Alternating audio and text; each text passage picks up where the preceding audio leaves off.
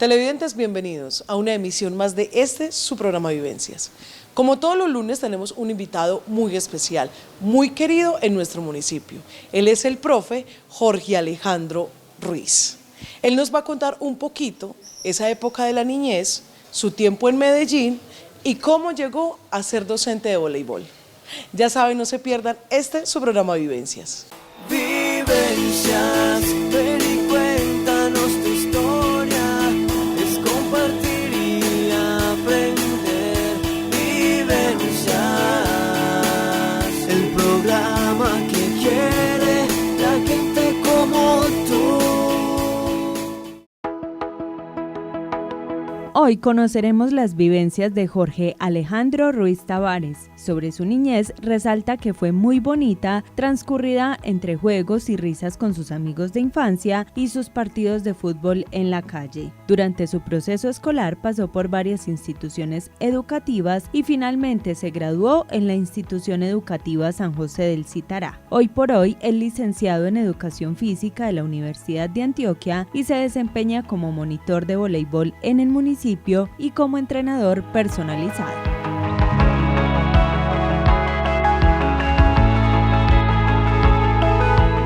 Jorge, muchas gracias por aceptar la invitación a su programa Vivencias. Gracias a ustedes. ¿O cómo le gusta que le digan, profe o Jorge? Bueno, yo me llamo Jorge Alejandro Ruiz. La mayoría de la gente me conoce por un apodo que me pusieron ya hace años. Todo el mundo me dice Casco. Pero normalmente en el municipio, quienes me llaman por el nombre me dicen Jorge. Entonces está bien. Bueno. Siempre empezamos este programa haciendo una pregunta. Para mí me parece que es una de las más importantes. ¿Quién es Jorge Alejandro Ruiz? Bueno, actualmente Jorge Alejandro Ruiz es el entrenador. Yo soy monitor de voleibol acá en el municipio. Yo soy licenciado en Educación Física de la Universidad de Antioquia.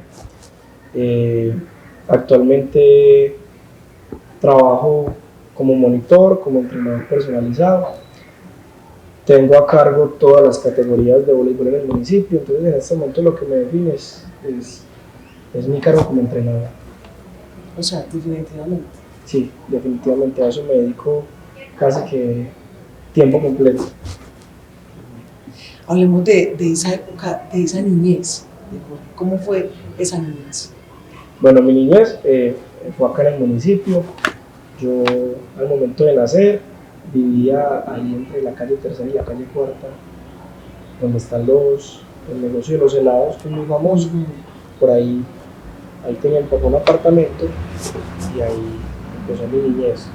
Mis papás se separaron, fuimos un tiempo corto donde la abuela, donde una tía, pero los recuerdos de mi niñez están en la calle Vieja. Yo viví muchos años, yo puedo decir que toda la infancia fue en la calle Vieja. En ese entonces, esa niñez de barrio, de jugar fútbol afuera en la calle, es de esos barrios que en diciembre se unen para decorar, para todo lo celebran, todo tipo de eventos se celebraba allá. Entonces mi niñez es la calle Vieja. Pero qué bueno, y me gusta que recuerda esa parte, tanto del barrio, esa parte de la niñez, y se ve que la recuerda como con mucho cariño. Tiene muy buenos recuerdos. Es que yo pienso que a la generación de nosotros nos tocó una mejor niñez. Pues ahora tenemos el tema del sedentarismo apoyado por las redes sociales. Las redes sociales de nosotros eran los compañeros, sí, las esquinas, y estar ahí hasta tarde. Bueno, no tan tarde porque mi mamá me tenía hora de 8:30, yo tenía que estar tocando la puerta porque si no ya salía por usted. Se complicaba la cosa. No, mi mamá tenía otra metodología, ella no me iba a buscar, yo ya sabía que era mejor llegar a las 8:30. Definitivamente. Esa parte de la adolescencia. Bueno, ahorita hablamos un poquito que le tocó estudió en la Raúl Vélez. No, en la Inmaculada. En la Inmaculada, que esa fue como los primeros añitos. Primero y segundo, en primaria los hice en la Inmaculada, Y en ese momento el cooperativo abrió primaria, el cooperativo solo funcionaba con bachillerato, abrió primaria y en el grado tercero me fui para el cooperativo. Allá hice tercero, cuarto, quinto, sexto, séptimo y por una crisis económica el cooperativo cerró sus puertas cuando yo iba para el grado octavo. Entonces ya en ese entonces existía María Auxiliadora y me fui para la María Auxiliadora. Allá hice octavo, el cooperativo vuelve y abre sus puertas, entonces me regreso en noveno. Pero como había un miedo de que de pronto en el cooperativo no nos pudiéramos graduar por la cantidad de gente y habían otros temas, entonces con mi mamá tomamos la decisión de que íbamos a terminar en el San José, entonces hicimos el cambio, fui para el San José, ahí hice 10º y 11 y me gradué. Lo que le decía yo ahorita, yo creo que ese recorrido lo hicieron muchos. O sea, de terminar del cooperativo, pasar a la María Auxiliadora, terminar en el liceo. Yo creo que en esa época, pues, como que muchos. Sí, lastimosamente sí, digo lastimosamente porque para mí la mejor institución educativa, o en ese momento, era el cooperativo. Era increíble, o sea, desde la planta física que tiene el cooperativo, la gente, las fiestas del colegio, todo lo que se vivía allá, espectacular. Pero por esas situaciones tuvimos que emigrar a otras instituciones. Yo me acuerdo que la entrada al San José fue complicada porque en ese entonces habían unos celos, todos desembocábamos allá, la María Auxiliadora llegaba hasta noveno y todos teníamos que llegar allá, y entonces estaba ese tema del bullying. En ese entonces no lo nombrábamos bullying, pues entonces nosotros simplemente lo asumimos y hágale del bullying. Incluso ese año que llegó en décimo al San José, no había pasado un mes y medio cuando ocurre la desgracia de un asesinato que hubo allá. Ya. Y en parte esa es la razón. Pues la razón fue esa, que la llegada de los que veníamos de otras instituciones era muy complicada, entonces eso desencadenó ese hecho tan maluco. Pero realmente el cooperativo es una institución educativa espectacular. Pues ahora no he tenido la oportunidad de ir mucho, pero en ese entonces el cooperativo espectacular. Sin embargo, ya cuando uno se adaptaba en el San José, pues el San José yo lo llamo el colegio de todos. Sí. Todos tenemos que ver con el San José. Ahora pues, la María Auxiliadora ha cogido mucha fuerza, pero el San José es como el colegio de todos. Entonces yo creo que todos tenemos algo que contar de San José, y cuando ya nos pudimos adaptar y ya pasó pues todo este tema, el choque de llegar allá, también se disfrutó mucho del San José, pero el cooperativo era espectacular. ¿Qué docente en esa época lo marcó? Sea por una cosa o sea por la otra. Bueno, por mi vida pasaron docentes muy buenos. Yo creo que parte del éxito que uno pueda tener, porque yo me considero en ese sentido exitoso, una persona que no tengo vicios y que siempre me guiaron como por un buen camino. Inicialmente la profesora doña Rocío, el profesor John Jairo en el cooperativo, le fue muy mal con nosotros porque nosotros éramos terribles con él, pero excelente, él aguantó todo y siempre con nosotros. Había un profesor en el cooperativo, Emilio, nos daba religión, excelente profesor, un muy buen consejero, excelente profesor. Y yo creo que el profesor de todos, Jaime Gómez, Sí. el profe Jaime, que Todos hemos pasado la por- materia más difícil, la materia más complicada y la que casi nadie pierde, porque la metodología es tan buena que nos lleva a todos por el mismo camino. Uno parece el flautista, nos hipnotiza con la flauta y todos vamos por ese caminito.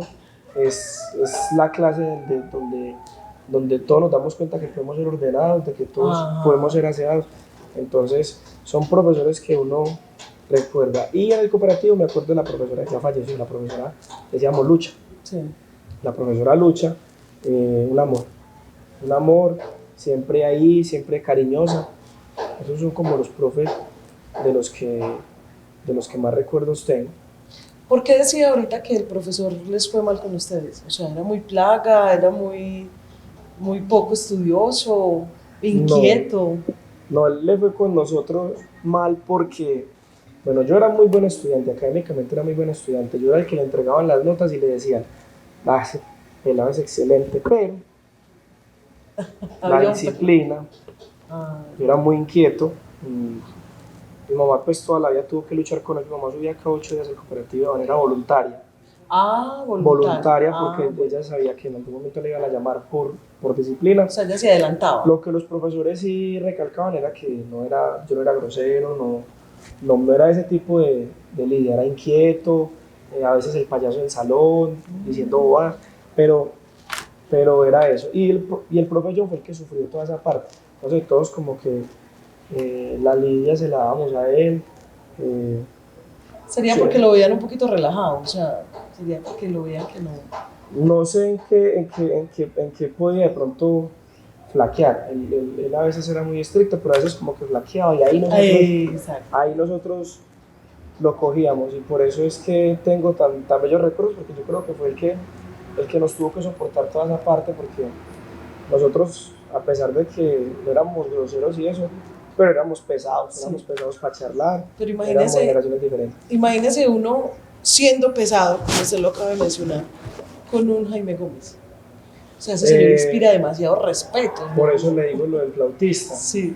porque uno entraba a esa clase y él llegaba representado por el silencio, porque él llegaba callado, pero en 2, 3 frases uno ya entendía lo que tenía que hacer durante todo el año, porque dejaba muy claro, tiene una metodología y una pedagogía que a todos nos queda muy claro lo que don Jaime pide, y actualmente es así, Todavía. es así, actualmente es así, es una cosa que ya mira. Total. ¿Cómo llegó? Ahorita nos contaba detrás de cámaras lo que le tocó hacer en la universidad, entrar cuando se ganó. ¿Cómo llegó a ser docente de voleibol? ¿Por qué docente de voleibol? Bueno, yo cuando estaba en el colegio tenía la idea de ser ingeniero electricista, porque un tío era ingeniero electricista, entonces uno como niño, Claro. uno tiene sus ídolos, entonces yo veía en mi tío, el profesional de la familia, yo veía eso, entonces yo estuve con ese cuento, pero la vida lo va llevando a uno por el perfil que uno tiene. Entonces, a mí siempre se me facilitó dentro del colegio hablar en público, yo era el de las exposiciones, yo era el que cuando había que hablar del grupo, Vasco, vaya, dígale usted, o Jorge, vaya, hable usted con él, en nombre del grupo. Entonces, siempre asumí un liderazgo, entonces y me gustaba mucho el deporte. Yo empecé en la escuelita de tabaco, que era donde me pusieron el apodo. Yo llegué, el día que llegué, me había hecho un corte que llaman el honguito y llegué como con una coquita, entonces me pusieron casco. Ah, no.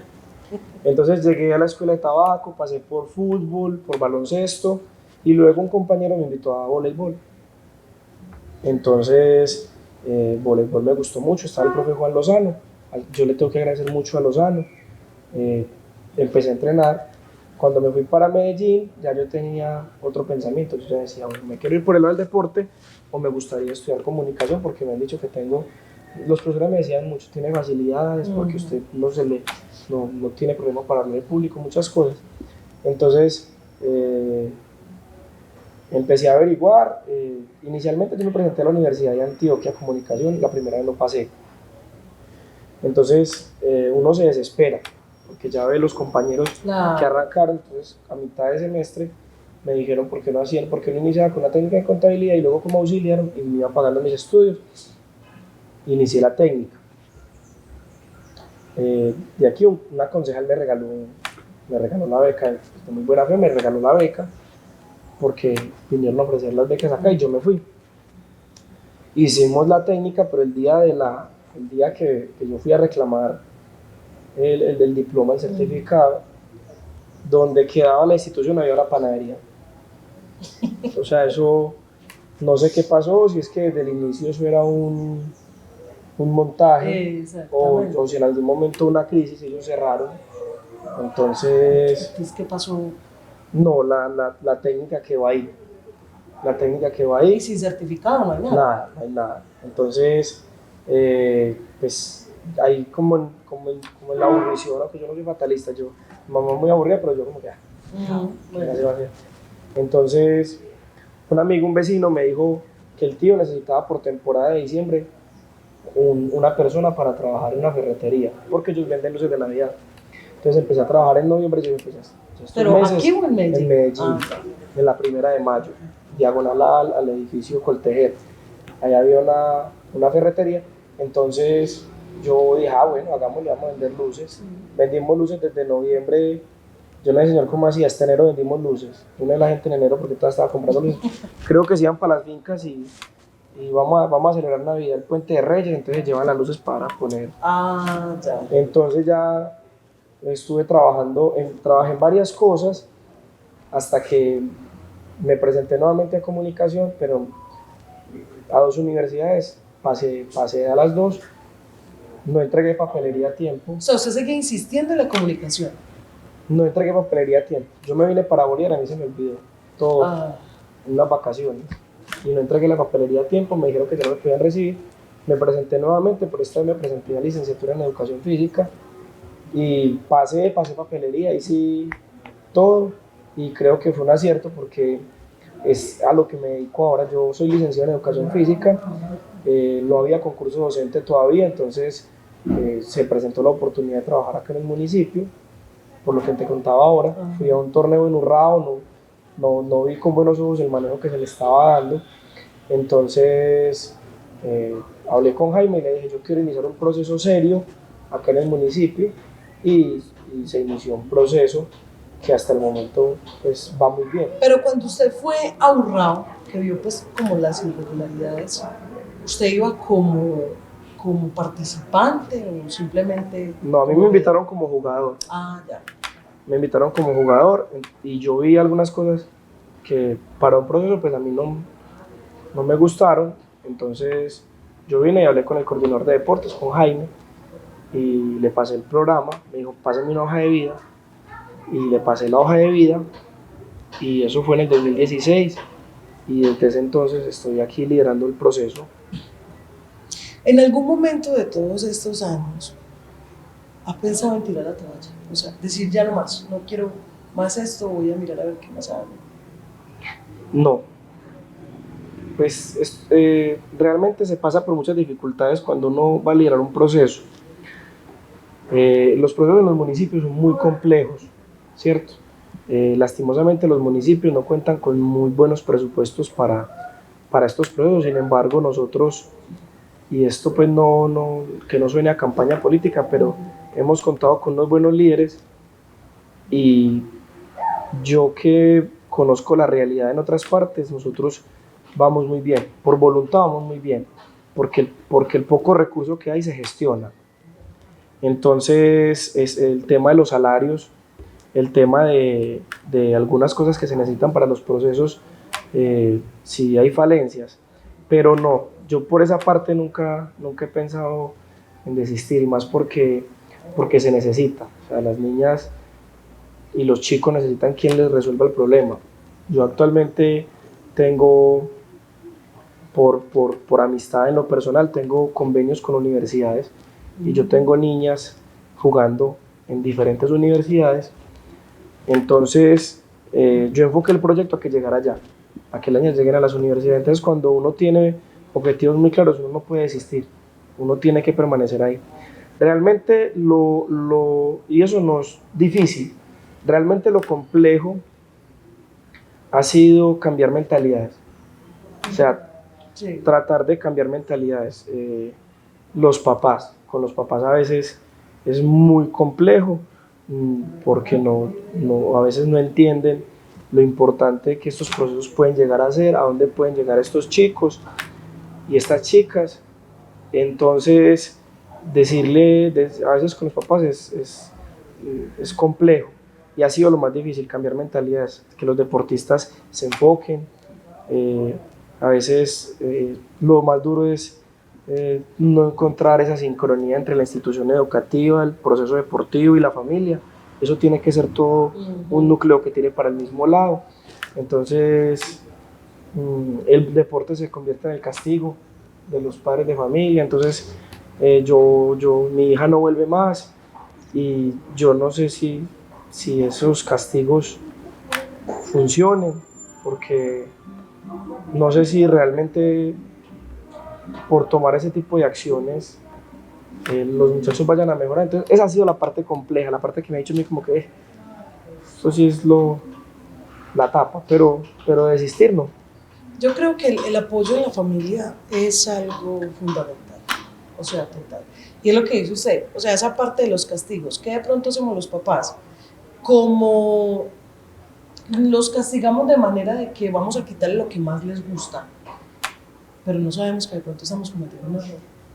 Sí, yo trabajo de una manera que los procesos tienen unos objetivos, ¿cierto? Yo tengo una pedagogía y una metodología que hasta el momento funciona bien. Entonces, el deporte y el estudio y cualquier cosa que usted haga en la vida dependen del día a día. Que usted todos los días esté enfocado en lo que quiere, en lo que quiere, en lo que quiere, en lo que quiere. Entonces, cuando a estos chicos les cortan ese proceso, ellos están en competencia con sí mismos y en competencia con los otros. Cuando les cortan el proceso, muchas veces es como cortarle las alas, porque llega otra persona, ocupa ese espacio, se detiene en el proceso. Entonces el chico venía con falencia en un proceso, entonces le frenan el otro, entonces empiezan a estancar los chicos. Las problemáticas de la actualidad son otras. Los castigos deben de ir por otro lado. Yo alguna vez una mamá me castigó la niña en una reunión de padres de familia. Yo le dije, ¿y usted por qué relaciona el problema con lo que hacemos acá? ¿Usted sabe qué estaba haciendo su hija ayer a las 11 de la noche? Estaba ahí en la casa, sí, pero ¿qué estaba haciendo? Que yo hablé con ella casi hasta la 1, estaba en el celular, no estaba haciendo tarea. Entonces yo le di a entender, es que esas son las normas que primero hay que atacar, y luego, pues si no hay manera, atacar lo otro. Pero por eso digo que es la integralidad. Yo a los padres les digo, llámeme, venga acá y hablamos y hacemos unos pactos. Hay una competencia, listo, hasta que no se ponga el día con esto, no va a la competencia. Son cosas así, pero esa comunicación también es complicada. O sea, son temas, por eso le digo, cambiar las mentalidades ha sido lo más complejo. La gente cuando ya va a hablar con uno viene armada ya con una cantidad de cosas y predispuesta. Entonces ahí ya es complejo hablar. Y eso ha sido como la parte complicada de los procesos, pero por lo demás no, yo soy muy enamorado del proceso que llevo. Es un proceso donde todos los días tengo que estar estudiando y aprendiendo cosas. Me capacito constantemente. En Medellín hay un entrenador, para mí el mejor del país, que constantemente me invita para que aprenda cosas nuevas y traer un buen proceso al municipio. Y esto cambia vidas. Ahí tenemos una niña que actualmente recién el mismo entrenador de la Universidad de Antioquia le pagó su PIN para que se presentara, pasó y ya va a ser tenida en cuenta en el equipo de la universidad. Eso es un logro porque en estos momentos el equipo de la Universidad de Antioquia es el mejor del país a nivel universitario. Y este entrenador es el mismo entrenador de la selección Antioquia. Entonces, digo yo, quedó en muy buenas manos. Y tener una niña del municipio ahí. Sí, los papás de la niña son muy trabajadores. El papá es recolector de café, la mamá también le hace por los laditos a recolectar café y se mueven muchas cosas, son muy trabajadores. Inicialmente no les gustaba mucho la idea, pero ahora me parece que les suena y les taladra pues que la hija va a ser abogada. Entonces, eso es cambiar realidades. Entonces son cosas que uno dice, yo cuando ya veo este tipo de situaciones, yo digo, esto hay que hacerlo. Y usted se siente que está encaminando no solamente a 2 o 3, sino a muchos. Los está llevando por el buen camino en el sentido de que les está fomentando el deporte, la disciplina, porque todo deporte pues necesita disciplina. Sí, los procesos han cambiado. Yo entre la gente del municipio y la escuela que tengo en el corregimiento de Farallón, oscilan siempre entre 120, 130 personas, entre todas las categorías. El proceso inicia categorías de base en escolares, entonces uno va enseñando diferentes herramientas. Realmente la gente cree que lo que uno enseña es a golpear la pelota, no, eso es mínimo, eso es lo más fácil que ellos aprenden. Porque lo que realmente logra el éxito de los equipos y de los jugadores son los valores de base. Entonces, eso es en lo que uno tiene que estar constantemente enseñando, eso es lo que hay que enseñar, realmente es eso, la integralidad, la persona. Entonces, yo me enfoco principalmente en eso. Yo soy uno de los convencidos de que una persona solo con talento no llega. Ahí debe haber una disciplina, porque el talento depende de la motivación y usted no siempre está motivado. Entonces, cuando usted no siempre está motivado y usted tiene que continuar, ¿qué hace? Entonces hay que enseñarles que no están dentro de una burbuja, sino que hay que enseñarles a resolver diferentes situaciones. ¿Alguna vez le ha tocado a un alumno, digámoslo así, difícil? Sí, no soy todos los días uno encuentra, pero uno con el tiempo va aprendiendo a respetar esas particularidades. Entonces, hay situaciones que están asociadas a la personalidad que no van a cambiar, pero hay unas normas básicas que están hechas para todo el grupo, que indiferente a su forma de ser, usted debe de asumir, ¿cierto?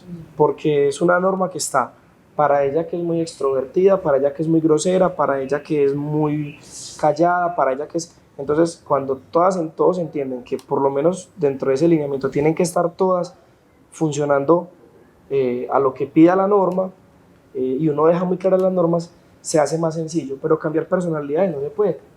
No se puede, y es parte de la esencia de la persona, tampoco es lo que uno busca. Pero hay unas que sí les ha tocado, que tienen condiciones o características que ya pasan a ser muy tóxicas y realmente tienen que generar ese cambio. Jorge, muchas gracias. Con todo gusto a ustedes. Por aceptar esta invitación. ¿Qué mensaje le dejaría a los jóvenes? Bueno, lo primero es que se proyecten, que tengan objetivos, que tengan metas y trabajen en función de esos objetivos y de esas metas que tienen, porque los chicos que no tienen objetivos y no tienen metas se pierden muy fácil en el camino. Entonces, cuando un chico desde muy niño sabe para dónde va, llega, y que aprovechen estas herramientas que se ofrecen, la cultura, el deporte, los programas que ofrecen las instituciones educativas a veces, que aprovechen porque eso les ayuda a cumplir les da las condiciones y las capacidades para lograr esos objetivos. Bueno, muchas gracias nuevamente. Con gusto a ustedes. El proyecto que él hace acá en el municipio es admirable, no solamente en cuestiones deportivas, sino que ha logrado crear en su vínculo, ha logrado ser para las personas que él entrena un apoyo, alguien de confianza. Yo la verdad lo admiro mucho y espero que siga aportando mucho a este municipio y a las personas. Yo quiero agradecerle a mi hermano, no solamente porque ha sido un gran líder acá en el municipio, sino porque en él he encontrado un gran apoyo. Ha sido una gran compañía durante toda mi vida. Él sabe que yo lo quiero mucho y que lo admiro demasiado. Es un ejemplo a seguir. Televidentes, hemos llegado al final de una emisión más de su programa Vivencias. No sin antes darle las gracias al profe Jorge Alejandro Ruiz, quien estuvo con nosotros hoy compartiendo un ratico y contándonos un poquito de sus anécdotas, de su niñez. Ya saben, la invitación es para el próximo lunes a las 6:05 por su Canal 4. Vivencias.